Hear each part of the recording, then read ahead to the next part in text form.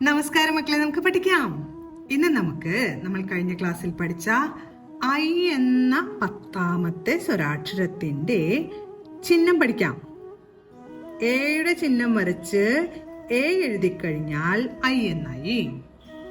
ഇനി ഐ എന്നതിന്റെ ചിഹ്നത്തിനോ ഏതെങ്കിലും ഒരു വ്യഞ്ജനാക്ഷരത്തിന്റെ കൂടെ ഐ എന്ന ശബ്ദം കേൾക്കാനായിട്ട് വരയ്ക്കുന്ന ചിഹ്നം എങ്ങനെയാണെന്ന് നോക്കാം.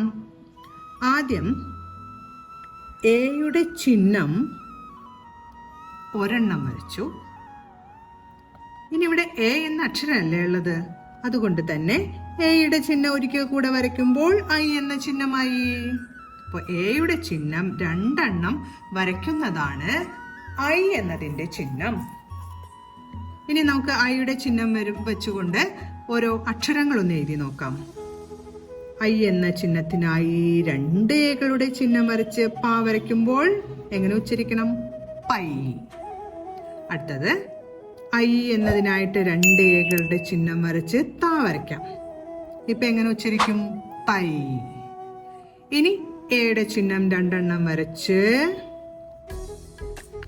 വാ എന്ന് വരയ്ക്കാം. ഇപ്പൊ എങ്ങനെ ഉച്ചരിക്കും? വൈ.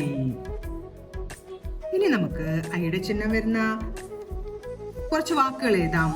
ആദ്യം തൈര് എന്ന് എഴുതാം. തൈര്, തൈര്. അടുത്തത് ചൈന എന്ന് എഴുതാം. ചൈന,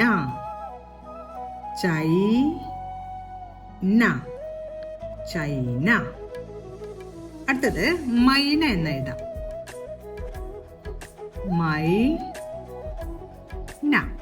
മൈന. ഇവിടെ ശ്രദ്ധിക്കേണ്ടത് ഐ എന്ന അക്ഷരത്തിന് ഒരു എയുടെ ചിഹ്നമാണുള്ളത്.